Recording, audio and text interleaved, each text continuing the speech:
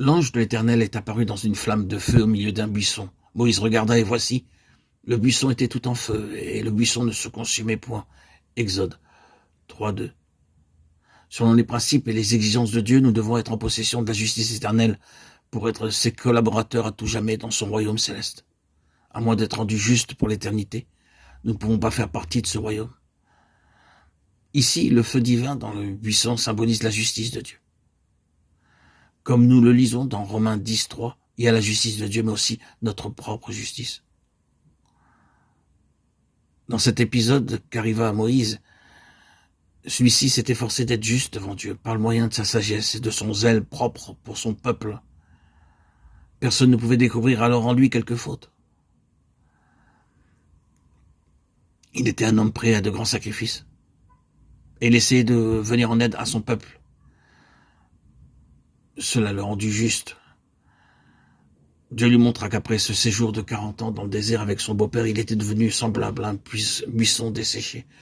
Et c'est dans ces conditions seulement qu'il pouvait entièrement dépendre de Dieu et de sa parole pour le servir et le suivre. Le feu dans le buisson lui a permis de voir combien Dieu est saint et combien il désire cependant vivre en nous.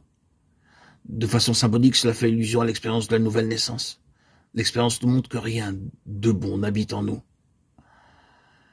Romains 7:18. Selon les principes et les exigences de Dieu, nous devons être en possession de la justice éternelle pour être ses collaborateurs à tout jamais dans son royaume céleste. Tout service que nous rendons au Seigneur avec notre propre justice ne peut pas lui plaire. Notre connaissance de la Bible et nos rites ne peuvent pas nous rendre justes. Quand nous acceptons le Seigneur Jésus-Christ comme notre sauveur personnel, il devient notre justice. Selon 1 Corinthiens 1:30, le Seigneur Jésus-Christ lui-même a été fait pour nous sagesse, justice, sanctification et rédemption. C'est avec cette justice que nous pouvons nous tenir pour l'éternité devant Dieu et accomplir son œuvre. Ayant appris cette leçon, Moïse entendit la voix de Dieu, Exode 3:4. Après être devenu juste de la justice de Dieu, nous devons recevoir une tâche céleste précise de la part de Dieu pour le servir dans une certaine mesure.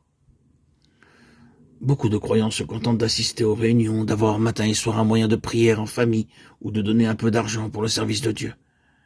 Mais ils ne discernent pas l'intention que Dieu veut manifester en les sauvant.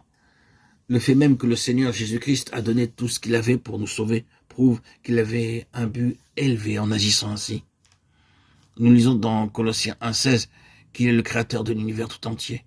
Selon Psaume 33:6 et Hébreux 11:3, il créa tout par une parole. Mais il a dû se dépouiller lui-même pour devenir notre sauveur et notre rédempteur. 2 Corinthiens 8:9. Il quitta sa gloire et son royaume, et il vint ici-bas.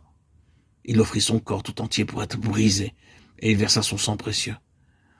Il se dépouilla lui-même, et il se fit pauvre. C'est encore une preuve que notre Seigneur a un dessein très élevé et très noble en vue, en nous sauvant et en nous appelant à lui. Au début, nous ne savons pas quelle haute vocation Dieu a en vue pour chacun d'entre nous. Moïse non plus ne savait pas pourquoi Dieu l'avait appelé, mais il a pu réaliser que Dieu lui avait parlé, car Dieu l'appela par son nom